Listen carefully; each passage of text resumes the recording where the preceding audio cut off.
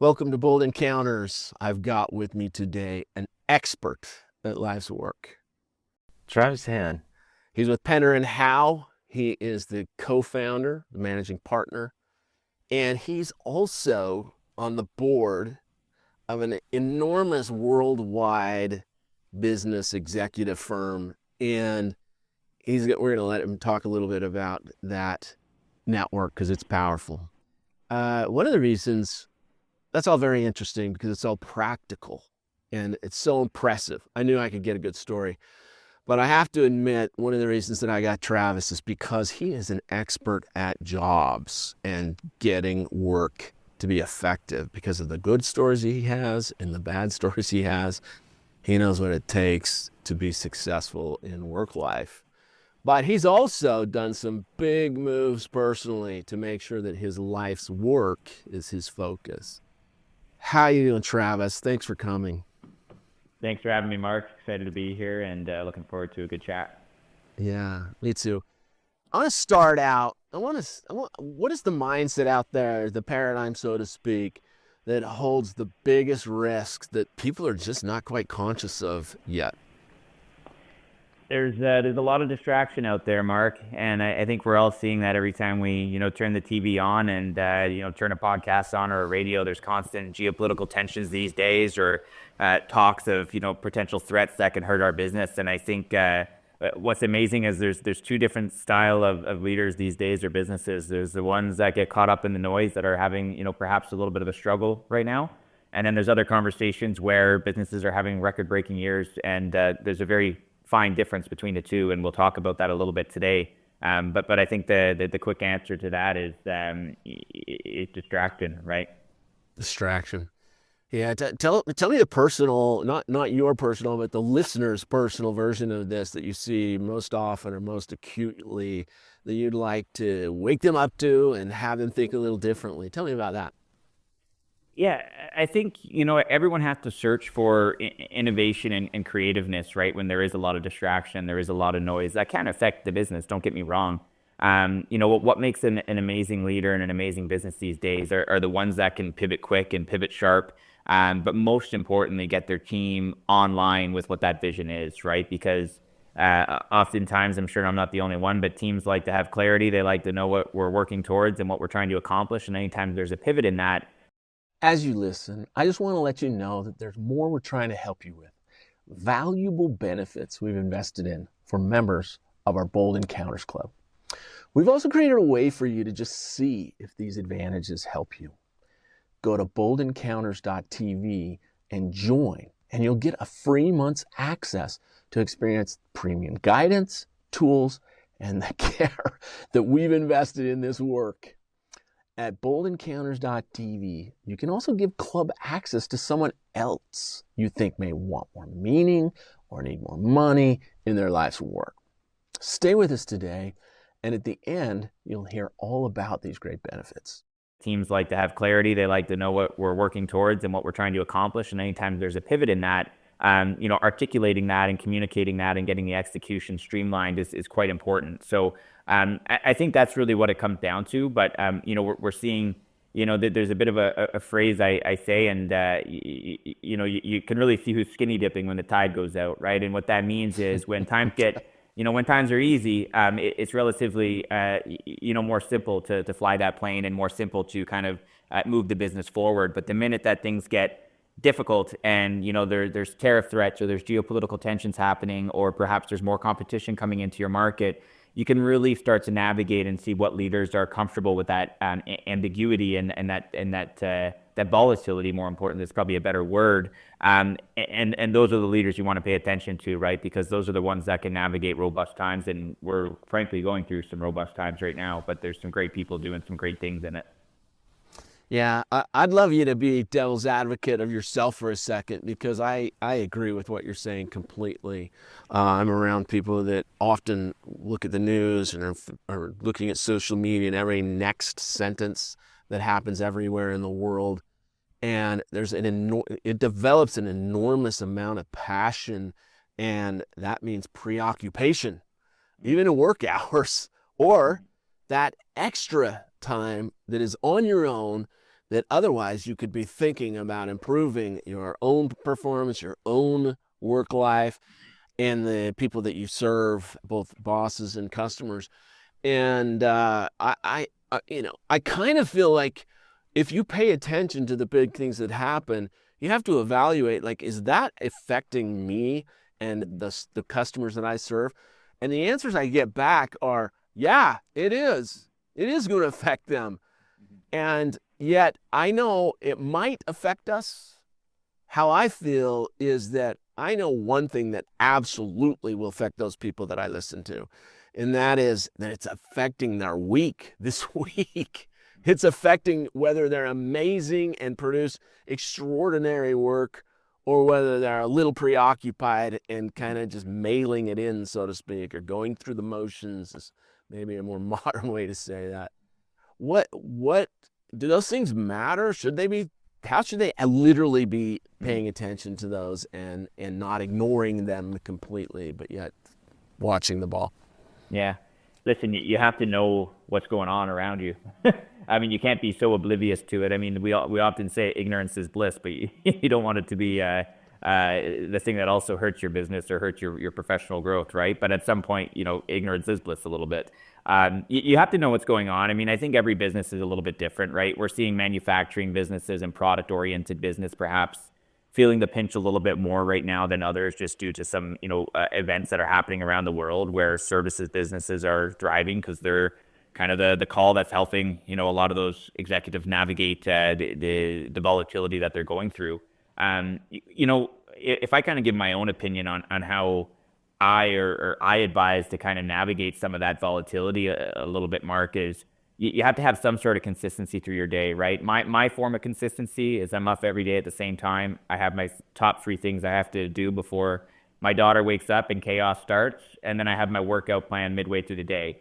Anything else that happens around that, I can't control in terms of what comes in, or, I can control what goes out, but I can't control in terms of what goes in, what kind of fires happen at the business or with our clients that we have to jump on and take care of. But having a couple of little stable items within your day that are the same every single day helps a little bit kind of keep that level headed, right? But you got to know what's going on. And I think, one of the best traits these days, and I'm sure we'll talk about it, is, leaders are starting to look a lot different today than they did 5 years ago. And I think really the big difference that we're seeing is that they're able to navigate change rapidly, right? 5-10 years ago, where we used to say what we used to do 10 years ago, and now we say what we used to do 6 months ago. That's how fast things are literally changing, whether it be policies that are affecting our businesses or rules and regulations, or it could very just simply be the common topic these days of AI and technology, right? So you got to have that ability to pivot really, really fast, and that's kind of something that we're seeing that's quite important to talk about. How do those great leaders get like that? Are they just focusing on the meaningful changes, the few, or what do you see?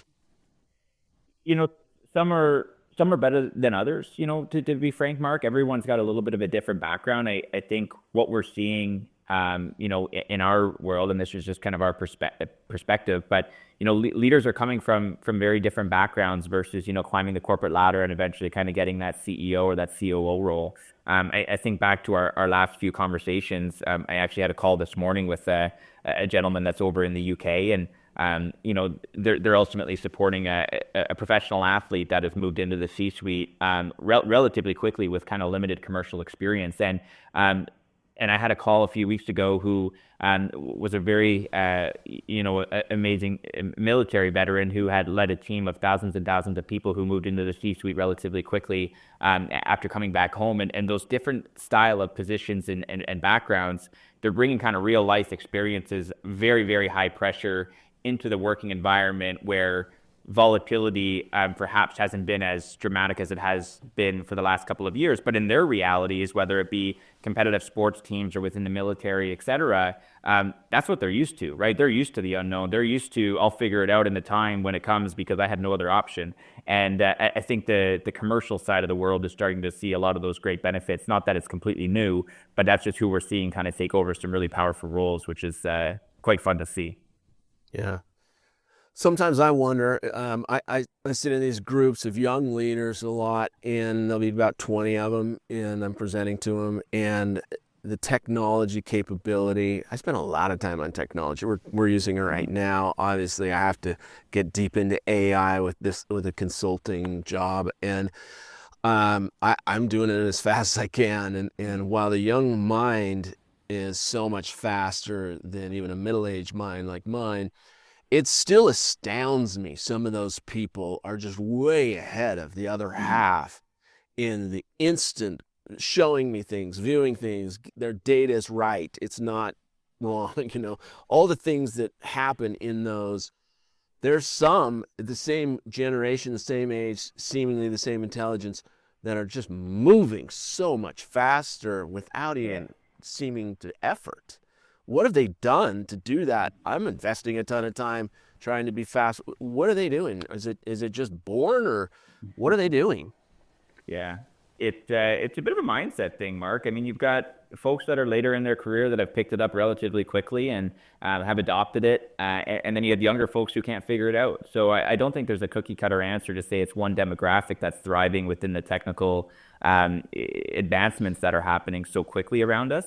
The one thing I will say that is the commonality, though, of who is thriving within that era is just the folks that have the mentality of constantly wanting to learn, right? Like there's an insatiable desire to wanting to learn, being okay, not being right, and being able to identify areas that they're not going to figure out themselves. So they rather hire for those expertise and surround them with the people that have the domain expertise to help get their business to the next level, right? So, I think there's that young mindset that never leaves, whether they're 65 years old at the tail end of their career, Mark, or they're 30 years old, and the commonality between how their brains think and their desire to constantly wanting to learn and get better is important, right? We have so many conversations where you can just see that comfort has sat in, right? I had a conversation over the weekend of a family business that's local here to me who's done exceptionally well, but it's 50 years in the making, and everyone's wondering, like, boy, why have they not expanded a little bit more? But it's just they're comfortable, right? So that mentality, they're not prepared to make an investment or take a risk to disrupt the family business, right? And then you have the others who want to move as fast as they possibly can and break as many things along the way to get as big as they possibly can be. And those mentalities are just very different. Interesting. I loved what you said about, you said the word curiosity. Wow, that is such a big part of successful work life. And I'm thinking about those many workshops that I've sat in, and there's so many possible answers that you could have given. And I think you're right. Like the excitement about seeing something or learning something new and even making mistakes with it 50 times, whether it's AI, a specific type of AI, or something that is a predictor of success in a particular type of critical job, one of their leaders, or even a young entrant into the workforce who has got a sea of things, but they're curious about the new. It has an excitement to it that you can sense and see as they start talking about it. And then that leads to them showing other people that are sitting next to them.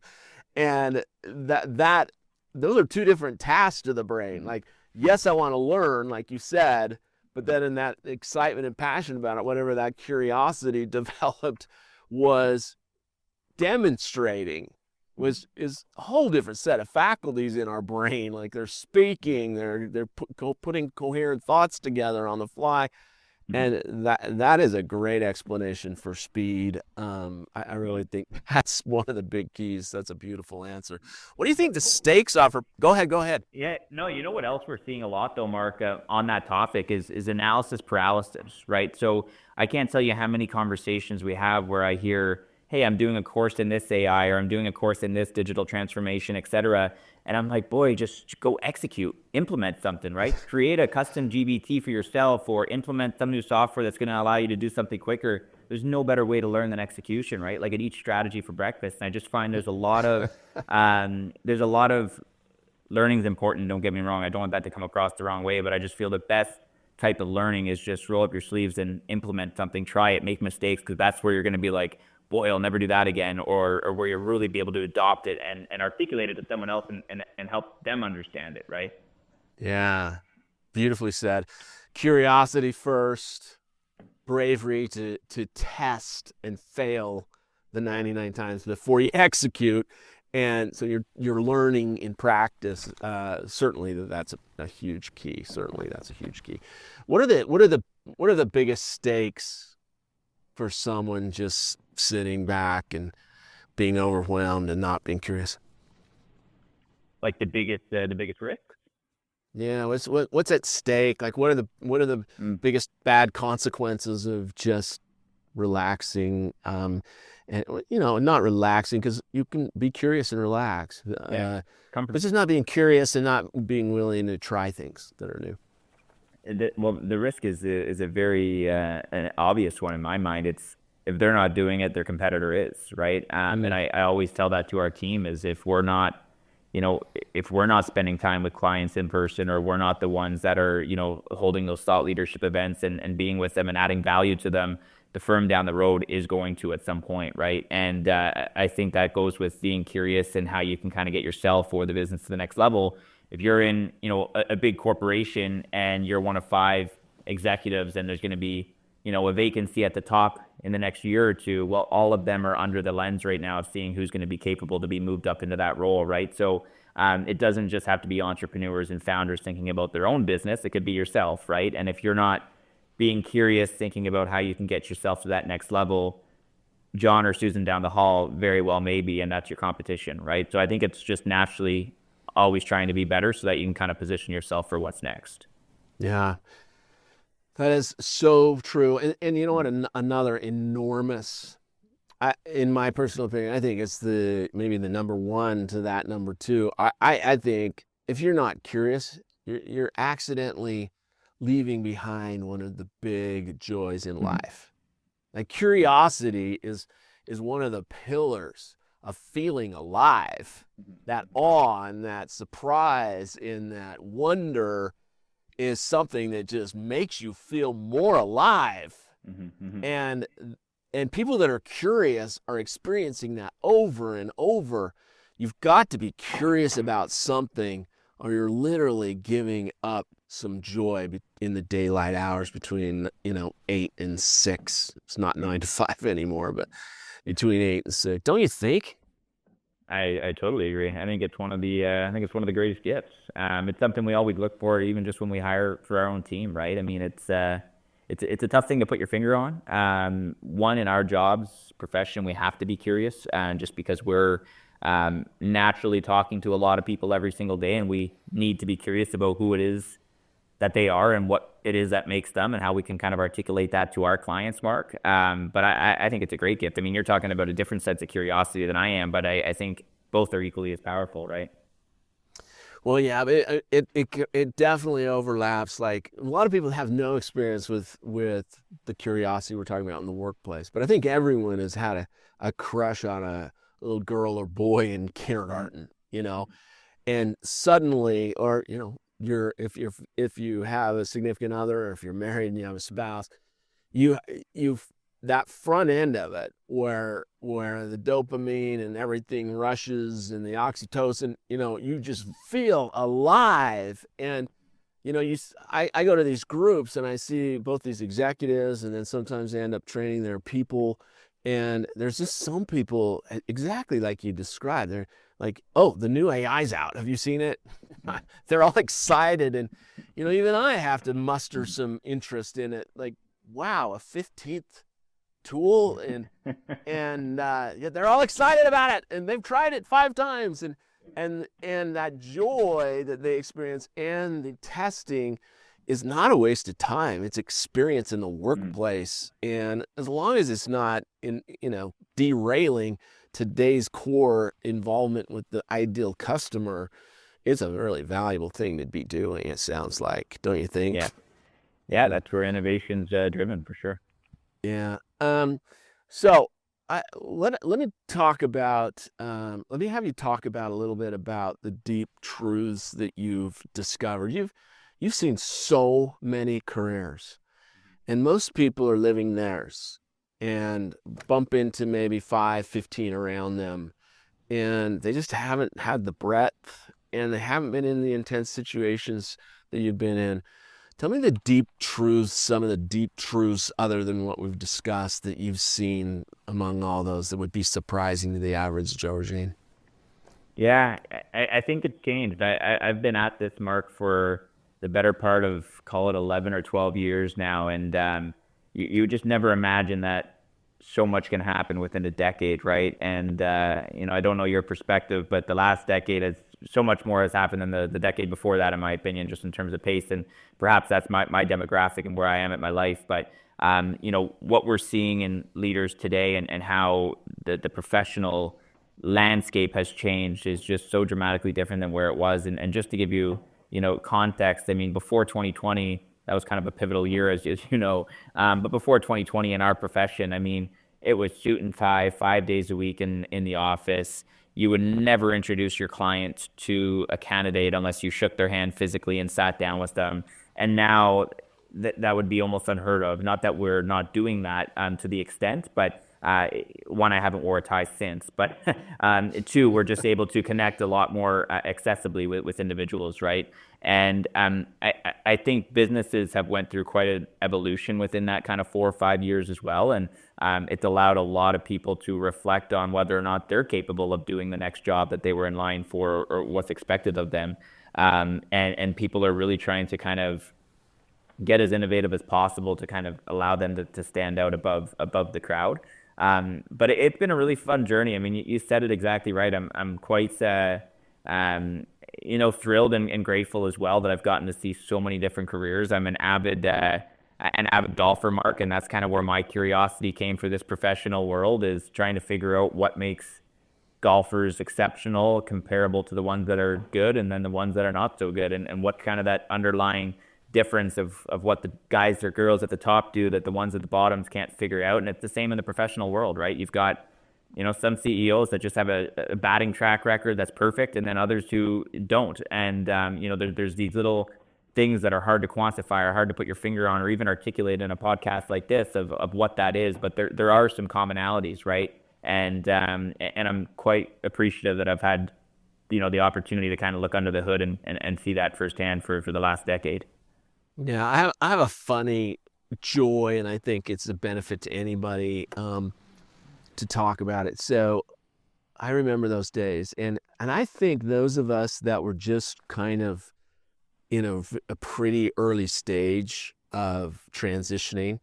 I happened to be going independent like 2 months before it happened to be our basketball player that introduced the world to the pandemic, Rudy Gobert with Utah Jazz. But it was 2 months before that. I had 2 big contracts lined up. I'd left corporate America and done my own successful first workshop, and things were looking good. Mm-hmm. And then, like so many, what happened. This is the thing.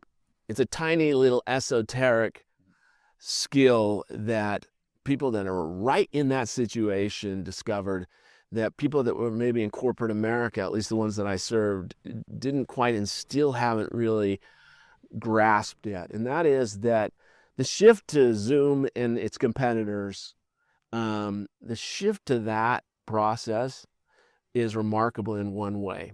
And that is that before Rudy Gobert was playing with the mic on camera, we would never dare to ask the average person to be on Zoom or whatever the tool was, your favorite tool. Yeah. And we couldn't.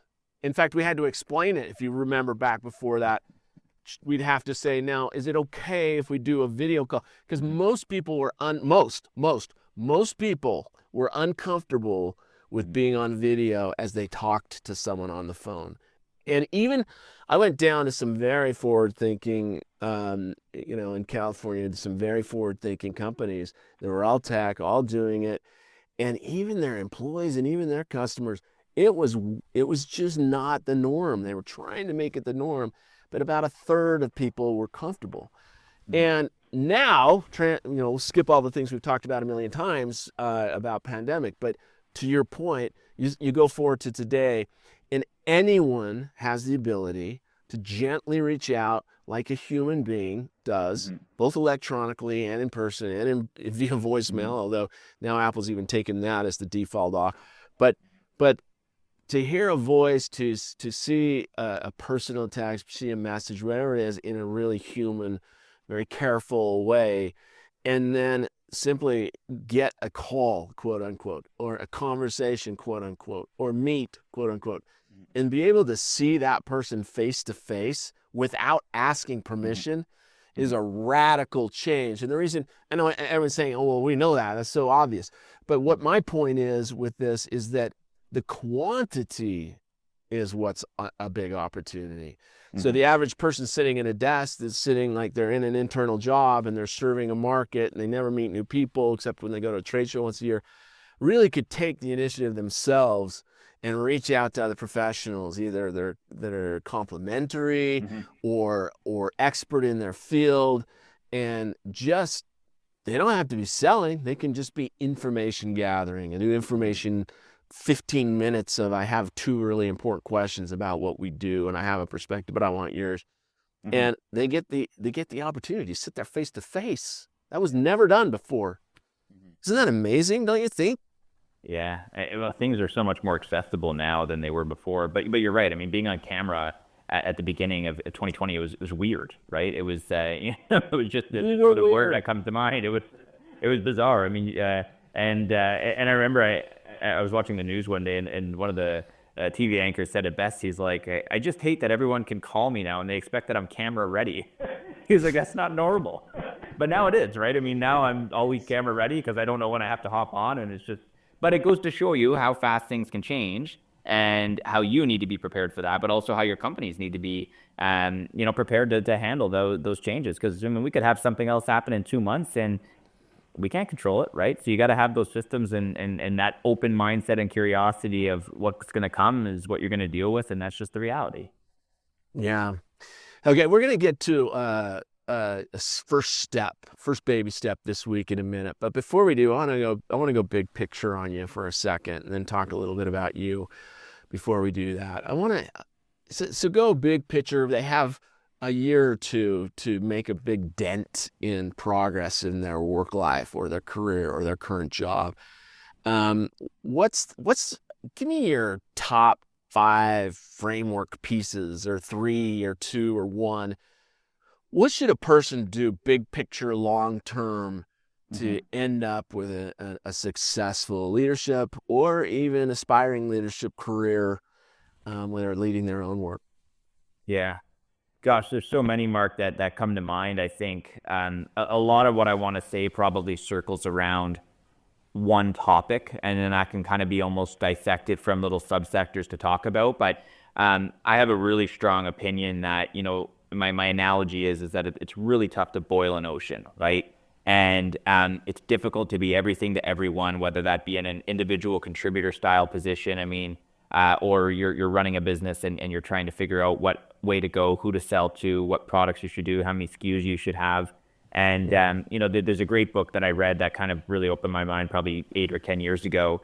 It's on actually a Canadian businessman named Jim Treveling. He's the founder of Boston Pizza. And it was a household name in most Canadian markets here. And then the next question or the next opportunity was, let's go US, baby, right? Let's go Texas, let's go Florida, let's go, all these different states. And the reality is that he tried to boil an ocean. And he went too fast, too quick in too many different directions. And it failed ultimately, right? And I often think about that story and kind of bring it back to my own business whenever we talk about potentially going into a different service line or going into a different geography or anything of that nature. It's head down, niches in the riches, or riches in the niches, and execute and get very good at your craft before you kind of start to expand. And I think a lot of the people, Mark, that we meet who miss out on job opportunities or who lose the distraction in an interview with a search committee are often the people that just start talking a little bit about too much within a short amount of time, right? There's 10 topics within a 5-minute conversation and they just leave confused, right? The self-awareness is lacked a little bit from some individuals in terms of what they're really great at and what they should double click on and sell to. So I'm going in a lot of different kind of areas around that, but I think staying focused and knowing that stick to your craft, be exceptionally good and the best at it. And I think every day I pull into our office garage, and there's and it could be any professions, right? It could be in any job.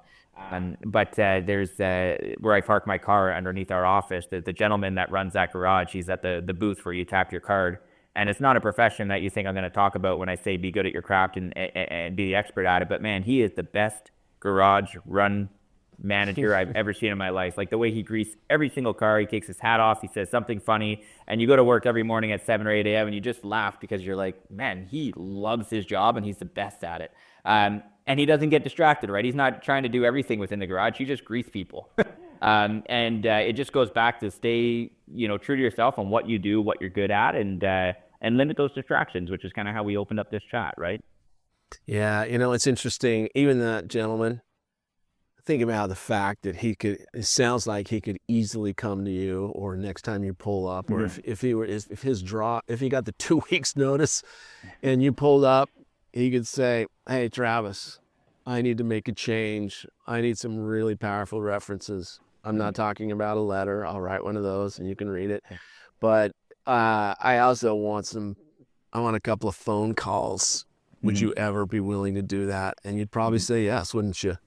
For sure. I mean, that's how you make an impression, right? You've got the best of every industry. You've got the best plumbers out there, the best electricians, the best lawyers, the best garage, managers, whatever his exact job title is. But it's how they show up. That's kind of what it all comes down to, right? Yeah, that's great. I'll add a couple of pieces to your wonderful point. I really think not boiling the ocean, meaning don't try to do everything, but get focused on something. And in your advice, you're saying, look, you're trying to drive towards some capability. Either it's this quarter on this job, whatever it is, or you're doing it long term and you're trying to build a particular type of professional career. Either way, it's time to focus most of the time when you're trying to deliver.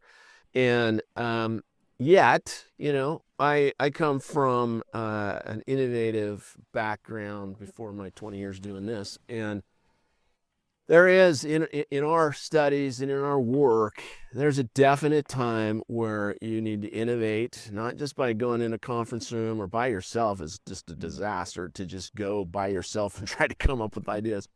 You have to get out in the world. You have to get into new people's minds. You have to do certain things, and you have to create a pile of new ideas, probably once a quarter, to be an exceptional award-winning employee or award-winning leader. And that pile of new ideas is only the first step of 5. But, the most important step after creating the pile of 100 new ideas is if you don't have the discipline to go through those methodically in certain ways and get down to the 2, the synergistic 2 that you can focus on and attack, you create a train wreck. You create poor results, not exceptional results. But the ones that go through the rigor of finding the 2 best improvements and get that curiosity you talked about and drive with focus like you're talking about, they win awards, literally win awards. So it's a really important dichotomy to always have in your arsenal as you go through your profession. Tell me a little about you. You mentioned your move and your switches professionally to me earlier, but you also mentioned them personally. Go back, be a little chronological if you would. Tell us a little bit about you really quick before we switch to this plan of next week. Yeah, so I'm Canadian, Mark, and look, I look. I can hear it. It's beautiful.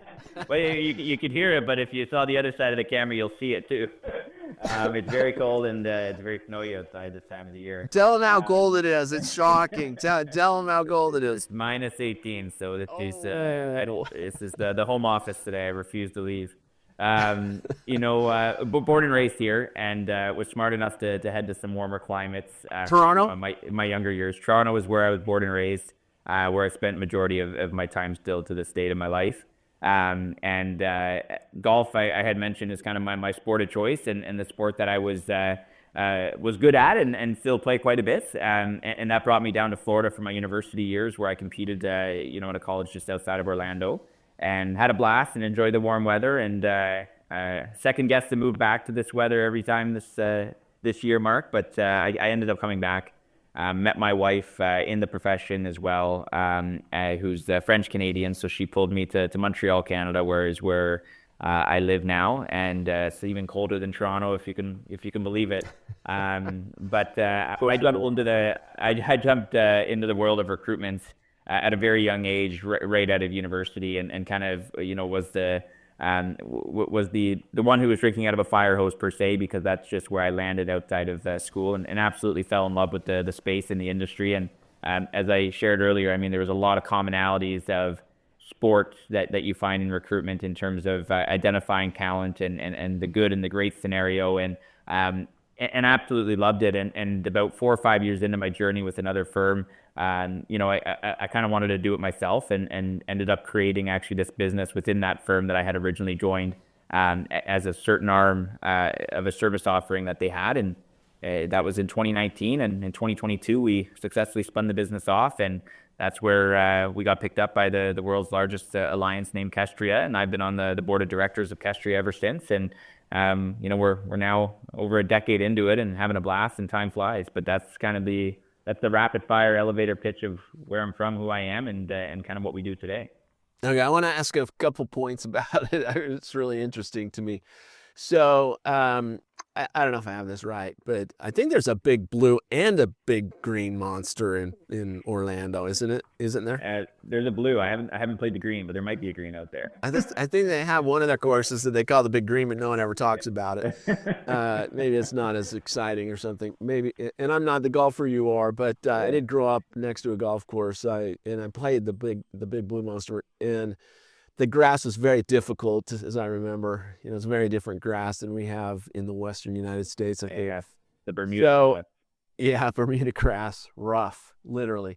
Yeah. Anyway, so I want to ask you something. It is very cliche to talk about someone like you that's in the business of, you have a lot of formal selling in your role, even at your position, and you have a lot of persuasion, because it's essentially at the core, and it's really easy to go to a contact, a man or a woman, and say, hey, I'm a great golfer. You can't say it that way, but the short way is, I'm a great golfer. Let's go hit around and spend time and get to know them and talk business, talk personal, talk golf. I'm sure that's been the case with you. Mm-hmm. Yeah, I think golf, has definitely been call it my professional community launch pad, in terms of where, I've met a lot of my core relationships that I have today, whether that be professional or personal. But it's incredible. I mean, when you reflect back to thinking about who or where you met everyone that's kind of along your journey today, whether that be clients or whether that be business partners, it all leads back to golf, which is bizarre. My wife wouldn't believe me when she hears that, but the reality is that that's where a lot of it was kind of launched for me, Mark. And I think that's just what the sport does. But it is very much, sales is a tricky one. I mean, it is a job where you kind of have to sell multiple times on one deal, if you think about it, right? You have to get the confidence from the client to retain you for your services, so that you sell once there. And then you have to sell when you're looking for executive leaders, to have them spend time with you to hear more about the opportunities that you're representing. So you have to sell there. And then you have to sell them to the client to make sure that there is alignment with what they've been asked for you to go do. And then at the tail end, when there's an offer in front of them, you're the agent that's ultimately bringing that whole deal together, right? So there's kind of 4 different sales points along the journey of an executive search professional. It doesn't feel like sales per se, if you kind of look at it from a pure definition of a sales career. But I think we all sell in every job, in every profession, all the time. We just don't always quantify or label it as that, right? Yeah. Well, I mean, even the people that do have to quantify it and do qualify or don't qualify, the successful ones are, it's really cliche to say developing relationships, but what that really means underneath the hood of developing relationships is they're learning about the problems and the possibilities of the person across from them deeply, and they're learning about the feelings that surround them. They're learning about the point A and the point B that they want to get to. They're learning about the monetary impact. They're learning all the depth of that person's professional life, which, by the way, no one that's average in sales talks about the job of that human, that individual. They're trying to benefit their organization. They're talking in abstractions. And the greats are talking about also that person's job and the pressures of that individual's personal version of all those things I just listed. And what a great place to do it when you're spending 2 or 4 hours door to door, 5 hours at the golf course. It's why it's become a cliche. It's because it's so effective, even if you're bad at golf. However, I want to ask you this. I want you to try to think back just for a second and extract some of the elements of that, some of the steps within asking someone to go play golf and having it be part of the larger persuasion process. And people do other things, even if they only are a foodie and they like certain breakfast places, lunch places. I live in the land of skiing or whatever it may be. If they have no interest, they need to find something, even if they're bad at it. They need to find something that is not just a hobby, but something that they're just really curious about, as we spoke about, that's half on the job, half off the job, and go deep. And so extract the lessons besides that, and tell us what someone could learn from your experience persuading on the golf course, maybe. Yeah, you hit the nail right on the head. It has nothing to do with golf, right? It has nothing to do with the sport itself. What it does have to do with is that people buy from people that they trust, right? And where you develop relationships is where you develop trust with people. My biggest relationships, whether that be client or business partners, did not translate into any sort of commercial deal mark until probably the 4 or 5 year mark. That's a long time to be quote unquote selling, but the reality is I was not selling anything along those years. I was getting them to get to know me, and at some point there's a trust build up where Travis becomes the recommendation, whether it be directly for their needs or someone else that they know. But that could be at the squash courts, that could be at the tennis club, that could be that could totally be some sort of food or restaurant-y thing that you're into, right? I mean, where you got to find that community that you thrive within, and there's going to be fellow people there that you have commonalities with. But golf has absolutely nothing to do with it. That's just my activity of choice, and it happens to be one where you do spend a lot of time with people, and there is a trust barrier that's built over time. But it's the same with fitness clubs, right? Every big city has a strong fitness club, right? I'm a member at the one here in Montreal, and again, it's one of those things where you're working out with someone on your lunch hour, you do it every single day. At some point, you're talking about your professions and what you do, and you just naturally build a trusting instinct with them because you're not selling anything, right? My actual, not my worst way, but the way that I actually hate the most to sell is when you walk into a boardroom, there's absolutely zero camaraderie or commonality within one another, and you're just there to sell, and it's kind of colder parties looking at each other. They know we're there to sell, and it's just not a natural way to kind of build a relationship or to build trust, right? That's actually my least preferred way to do it. I'd rather do it over a lunch, or I would rather do it in a social setting, just because it's more natural, right? And more natural. It's more natural. It's the same when we hire for our own firm. I love there to be a touch point that's in a restaurant, just because you kind of get to see more casual instincts within the individual of how they treat the waitress or the waiter. Are they on time? How they show up? How they respect time, right? If you have a certain amount of time reserved. So I think that's what it's all about, right? It's not about the activity itself. It's just where people go and how they build trust. No one likes to be cold called and sold to today. I mean, in my opinion, anyways. Yeah, I really believe that. And I struggle because I was a poor golfer. My brother ended up growing up next to that golf course, being a scratch golfer, and I have him on an episode. He's such a brilliant career strategist. I've never heard anything like his. It's so different than what I've ever heard anywhere. And I asked him finally, why don't I know this? And he says, well, we spent 4 years apart, which I'll spare you. But I have an episode about him talking all about 2 episodes of him talking about these crazy, unique career things. And he got his partners on the golf course. He's got his best customers on the golf course. He's got funders from the golf course. It's so interesting. Although those of us that don't have golf or skiing or something really fun and exciting and attractive to pull a stranger into, I just want to point something out. We researched this camaraderie that you brought up and how important it is to escalate it to an esprit de corps where there's really a spirit of togetherness and oneness and loyalty. And it seems like a cop-out to go to breakfast or lunch. But what people don't realize is that eating is so primal. It's so instinctive. It's so natural. It's why there is such a big food industry, restaurant industry, not just because we need the nutrition. And if you, the thing that really tipped me over and blew my mind about the opportunities with just that cliche activity is if you go look at the research about family meals and what it does to the human beings that participate in family meals. I won't take the time here. It's off topic. It's unbelievable. But there's a reason why restaurants, before they open up, eat together. And there's just so much opportunity just by feeding someone and sitting face to face across doing something very human and natural that's kind of intimate. If you don't eat right, it's a problem. So it's available to anyone, don't you think? I totally agree, and it's just about the experiences that come with that social setting too, right? If you're in a boardroom one-on-one with someone, there's very little that can happen around you that's going to make you naturally laugh or have a side conversation about something. But in a restaurant, I mean, that's constant, right?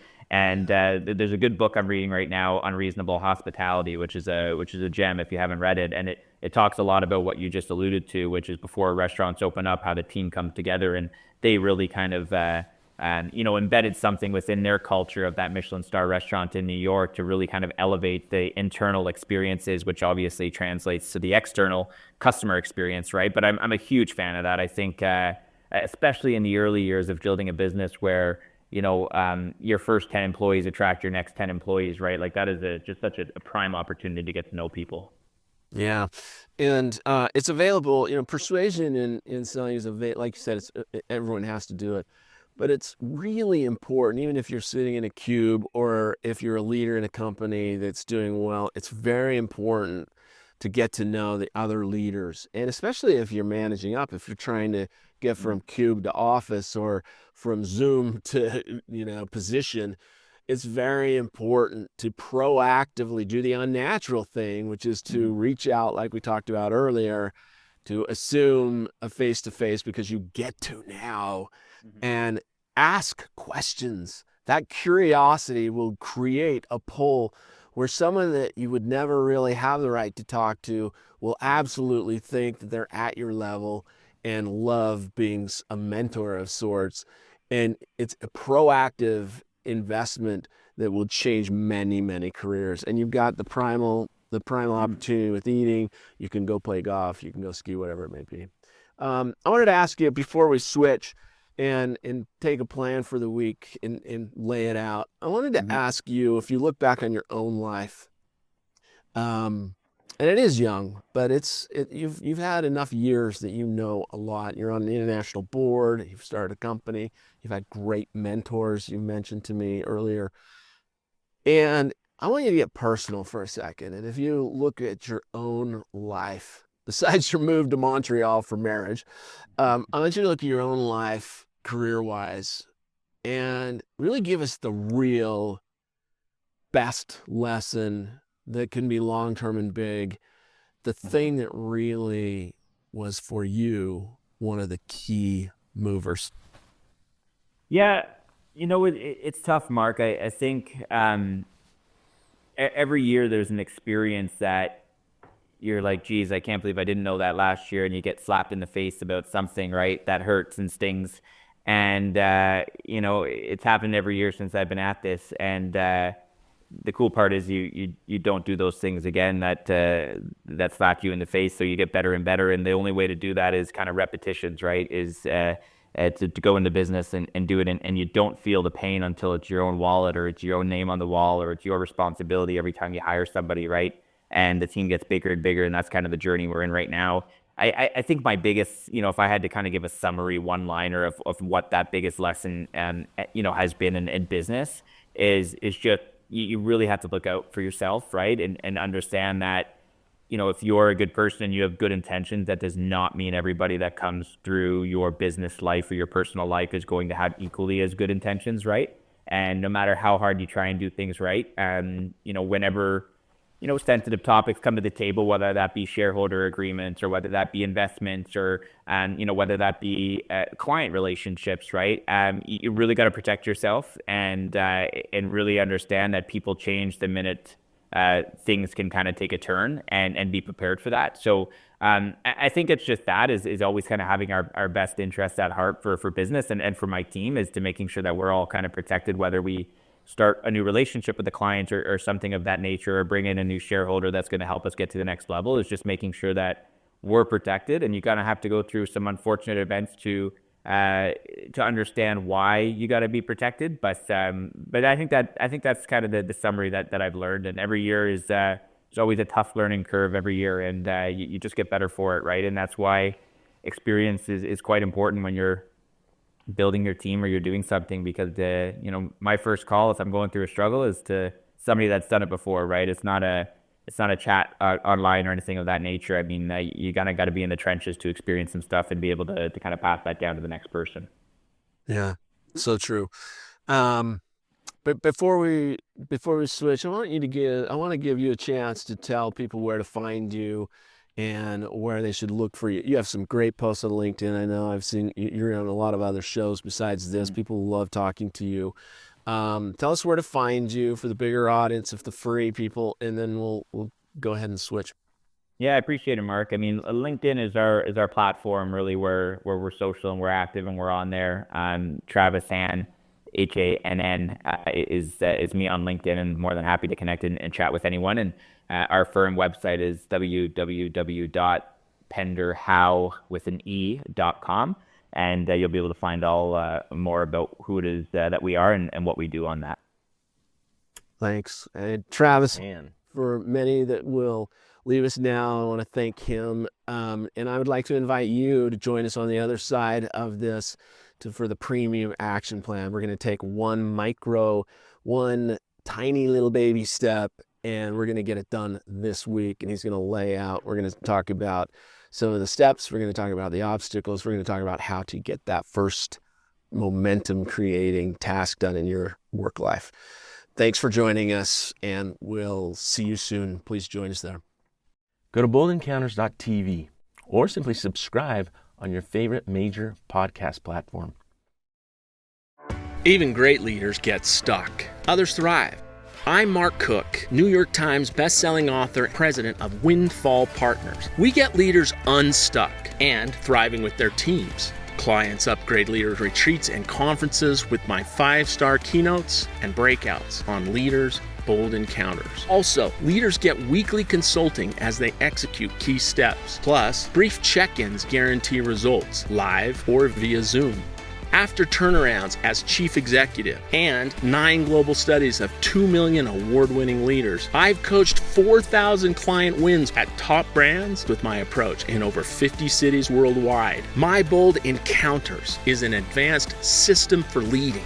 First, powerful steps on a path forward. Second, problem-solving skills that beat obstacles fast. Leaders create revenue breakthroughs, and clients see new profits. Now let's lead with Bold Encounters today.